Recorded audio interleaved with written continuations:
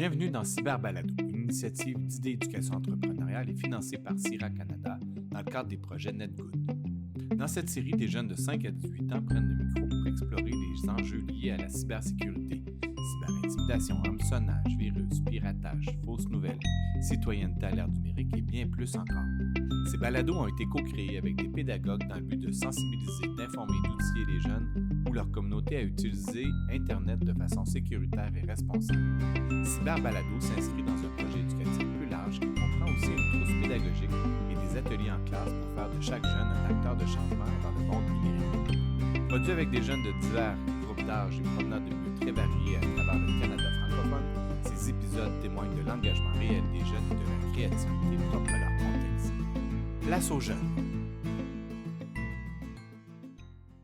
Bienvenue à AAA, le podcast où on parle des problèmes de cette génération avec tous les médias sociaux. Aujourd'hui, on va parler des influenceurs qui partagent tout en ligne et la culture numérique. Penses-tu vraiment que les influenceurs disent toute la vérité?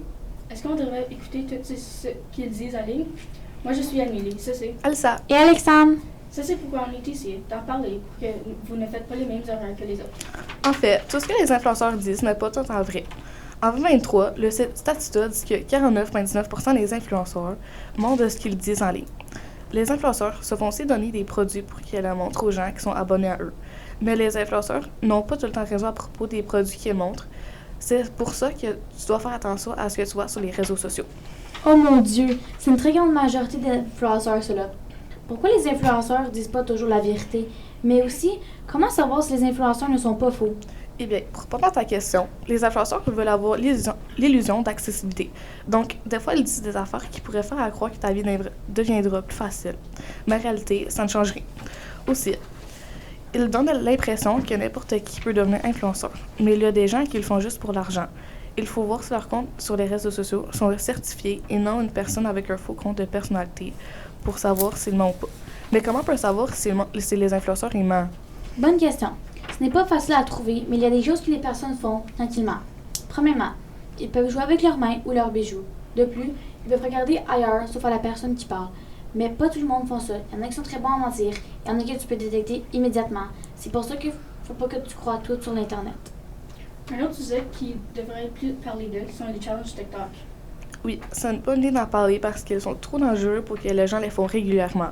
Ils font ces challenges pour avoir des views. Ça se peut qu'ils soient dangereux, mais sont-ils vraiment si mauvais que ça? Parce qu'il y en a des challenges qui sont acceptables, comme les challenges de danse. Mais je te comprends pour certains, comme le Corn Cob Challenge. C'est quoi le Corn Cob Challenge? Pour voir si tu es capable de manger du maïs plus vite que les autres. En fait, oui puis non. C'est quand quelqu'un attache du blé de maïs sur une drill et la fait tourner. C'est la job de l'autre personne de le manger, mais c'est dangereux parce que ça peut faire mal à tes dents puis ta mâchoire.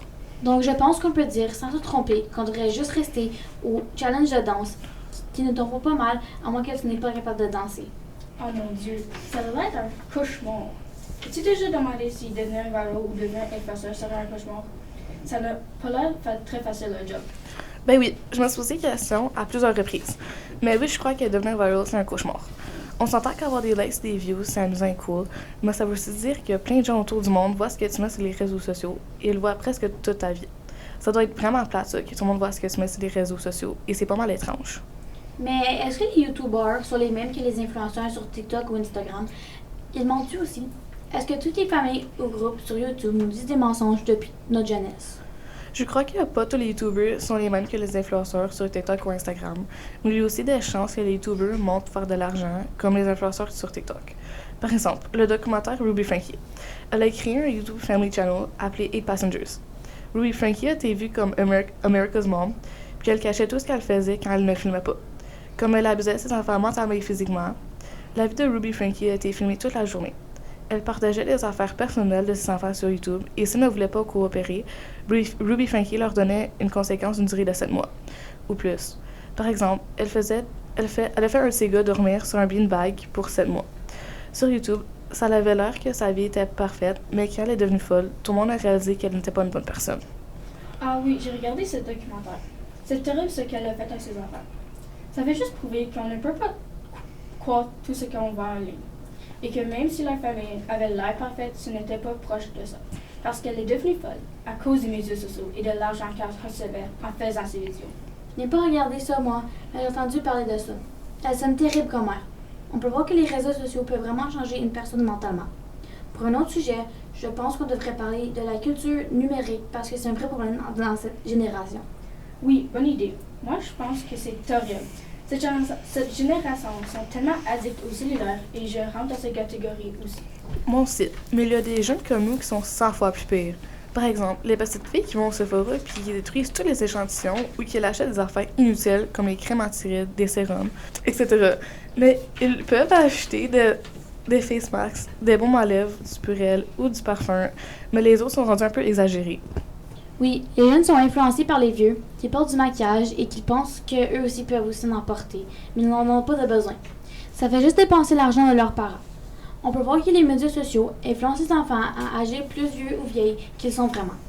Moi, personnellement, je pense que les enfants devraient seulement avoir un appareil numérique quand ils rentrent en 7e ou 8e année. Car les enfants plus jeunes n'ont pas besoin de cette influence. Je suis complètement d'accord avec toi.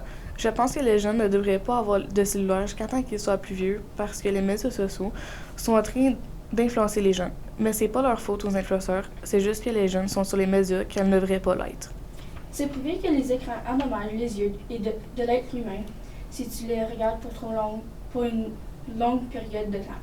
Ça s'appelle la fatigue oculaire numérique. Aussi, si tu regardes ton écran avant de te coucher, ça va avoir plus de difficultés à dormir, car ça stimule votre cerveau à rester réveillé pour plus longtemps. Donc, ça c'est pourquoi tu devrais lire avant de te coucher au lieu de regarder votre cellulaire. Bref, les influenceurs ne disent pas la vérité tout le temps et on ne devrait pas les croire. Les challenges TikTok ne devraient pas être joués parce qu'ils sont dangereux et dégueulasses. Les appareils numériques ne devraient pas être notre priorité numéro 1. Et finalement, les influenceurs sur YouTube sont aussi pires que celles sur TikTok ou Instagram. Aussi, chers parents, s'il vous plaît, regardez ce que vos enfants font ou regardent sur Internet. J'espère que vous avez appris sur ce que vous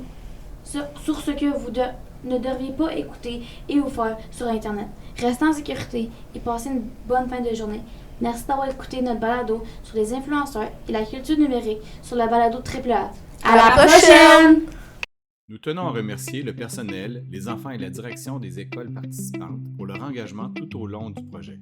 Nous remercions également le CIRA dans le cadre du programme NetGood. Nous vous invitons à écouter les autres épisodes de cette série ainsi que ceux des autres écoles participantes. À très bientôt!